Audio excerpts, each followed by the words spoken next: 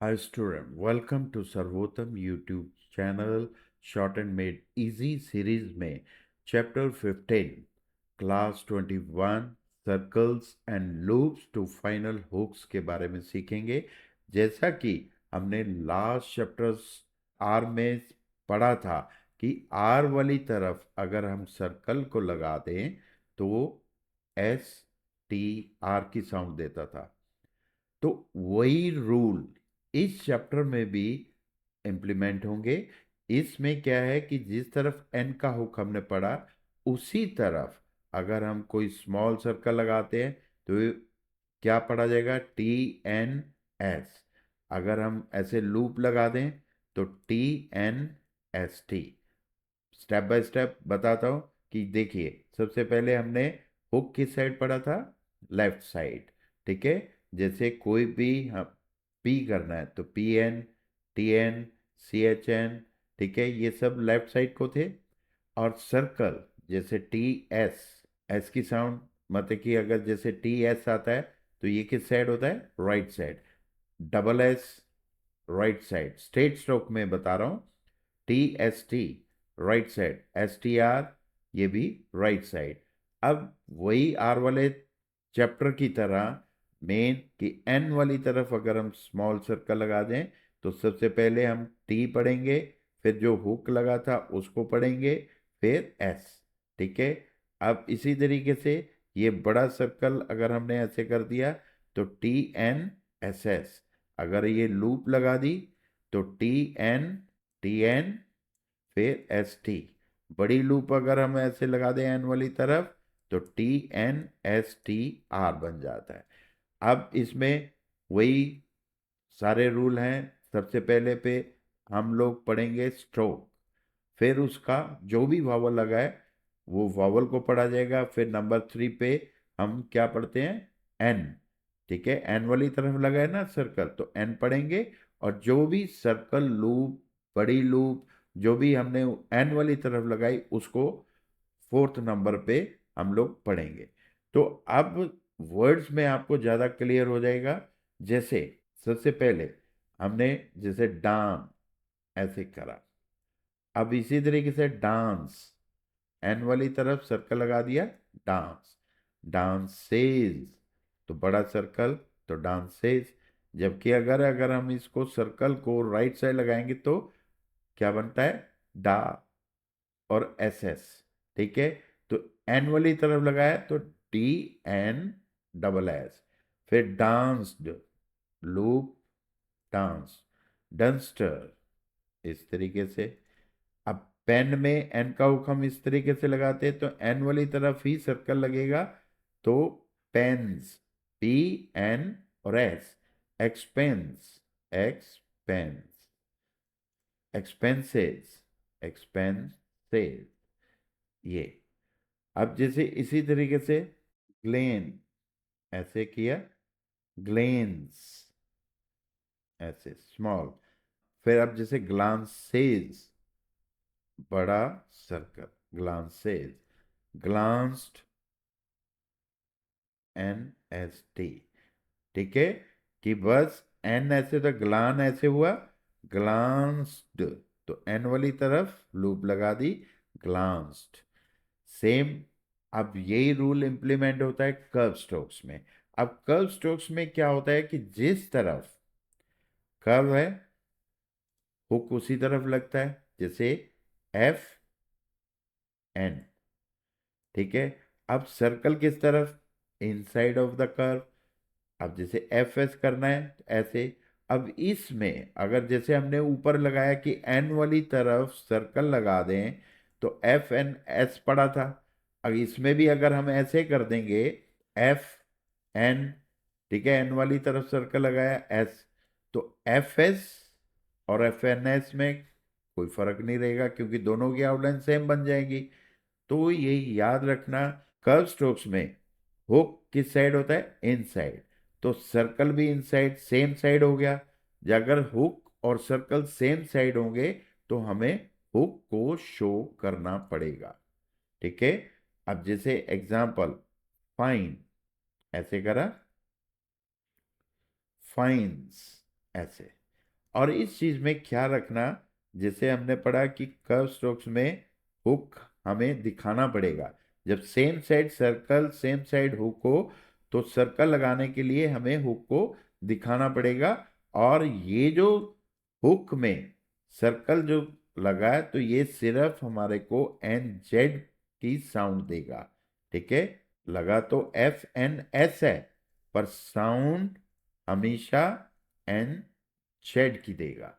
अब जैसे वाइन्स, ऐसे वाइन्स, सर्कल तो एस का है पर साउंड दे रहा है जेड की। फ्राउंस, ऐसे फ्राउंस। अब माइंस, ऐसे कर दिया। नाइन्स, ऐसे कर दिया। अब हर जगह पे आप देखोगे सब में जेड की ही साउंड दे रहा है। अगर एन एस आ जाए तो क्या करेंगे? तो एन एस के लिए आपको, अगर एन एस की साउंड आ जाए तो हमें क्या करना पड़ेगा?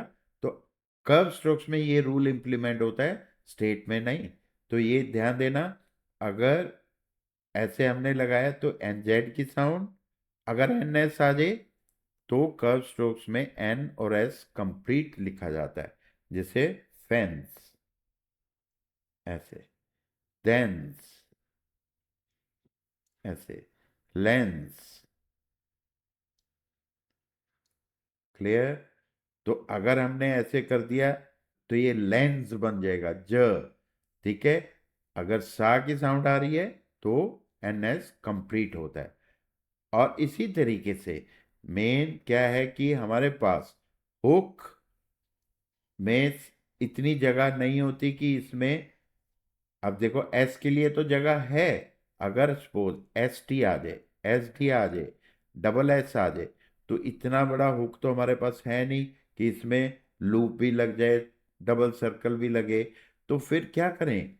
तो इसमें अगर हमारे पास एस टी की साउंड आ जाए या डबल एस की साउंड आएगी तो फिर हमारे को एन को कंप्लीट करना पड़ेगा। एग्जाम्पल देखिए, फेंसेज। अब जैसे फैन सेज, तो फिर एन को कंप्लीट करेंगे। फेंस्ड, ऐसे मेंस्ड। ठीक है, हुक सर्कल डबल सर्कल के लिए हमारे को आउटलाइन को कंप्लीट ही करना पड़ेगा। अब मेन एफ और वी का हुक स्ट्रेट स्ट्रोक में किस तरफ होता है? देखिए, जैसे हमने अभी पिछले चैप्टर में पढ़ा, किस साइड होता है एफ और वी का? Right side. ठीक है, टी, एफ या वी। और सर्कल किस साइड होता है? ये भी राइट साइड को होता है। ठीक है, अब वही लास्ट कर्व स्ट्रोक्स में बताया था कि जब सेम साइड हुक हो, सेम साइड सर्कल हो, तो फिर हमारे को हुक को शो करना पड़ेगा। ठीक है, और इसमें भी सिर्फ एस का ही सर्कल लगेगा। बाकी एस टी, एस डी, कोई भी लूप, लार्ज सर्कल अगर आ जाए तो उनको कंप्लीट करना पड़ेगा। जैसे आप देखिए, पफ, प, प, ऐसे हुआ पफ्स।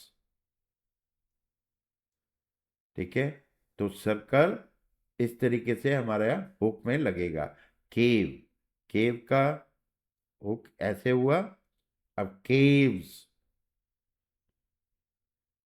ऐसे केव्स। हीव्स, तो ऐसे वेव्स। तो हुक में सर्कल लगाना। Observes, observe.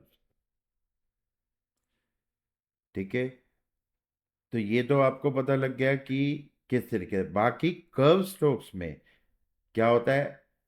एफ और वी की हुक पढ़ी आपने? नहीं पढ़ी। उसमें एफ और वी कंप्लीट होता है। इसमें आप एस लगाओ, एस टी लगाओ, एस टी आर कुछ भी लगा सकते हो। ठीक है, आर इसी तरीके से होता है कि अगर एन एस और एन जेड बीच में आ जाए तो उसमें हमें क्या करना है? उस आउटलाइन को कंप्लीट करना पड़ता है। क्यों? देखो, जैसे टी एस और एल पढ़ा था हमने, तो टी एस एल ऐसे कर दिया, ठीक है।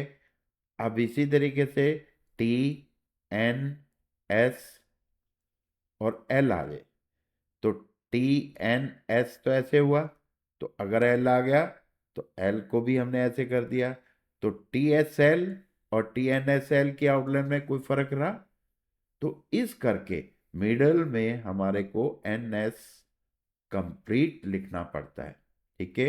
ये रूल माइंड में रखना, मिडल में कभी भी एन एस आ जाए तो उसको हमेशा कंप्लीट करेंगे।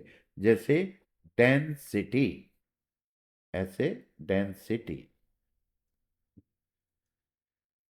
फिर चैंसल, चैंसल ऐसे हो गया। Johnson, Johnson. फिर हमारे पास आ गया कैंसर, कैंसर, ठीक है। तो ये रीजन आपको समझ आ गया क्यों एनएस बीच में कंप्लीट होता है। अब सेम हमारे पास आता है एन एस और एम। अब जैसे एन, ठीक है, एन एस ऐसे हो गया, एम करना है, तो फिर इसमें क्या हुआ, एस एम और एन एस एम में पता ही नहीं चलेगा।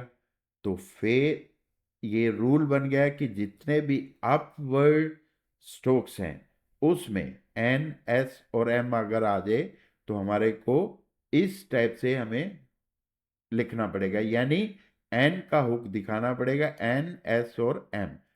सिर्फ ये अपवर्ड स्ट्रोक्स में रूल इंप्लीमेंट होता है, ठीक है। जैसे लॉन सम, लॉन सम ऐसे, विन सम,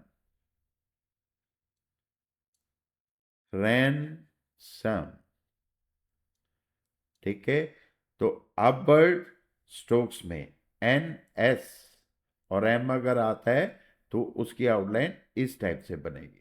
अगर बीच में वैसे कुछ भी आ जाए, एन एस आ जाए, तो फिर जैसे आर के साथ एन एस, ठीक है, एन एस एम नहीं, एन एस टी आ जाए, तो फिर मिडल में एन एस हमेशा, चाहे अपवर्ड स्ट्रोक है चाहे डाउनवर्ड है, तो एन एस पूरा लिखा जाता है। ये सिर्फ एन एस और एम के लिए इस तरीके से हमने यूज किया। अब मेन, ये तो सारे रूल हो गए। अब रूल के बाद आपको ग्रामेलोग्स याद करने हैं। ग्रामेलोग्स वही बैलेंस, बी, डार्क, ठीक है। सरकमस्टांस क्या यूज हो रहा है, circumstance, T, light, deliverance, T, dark, signify, signify में सिग, ग, तो ये डार्क, ठीक है। सिग्निफिकेंस, जी, डार्क, ओपिनियन, एन, लाइट। तो ग्रामेलोग्स याद करने के बाद वही एक्सरसाइजें आप करिए। बाकी नेक्स्ट वीडियो में चैप्टर 16 द शन हुक पार्ट 1 में मिलेंगे। Thank you.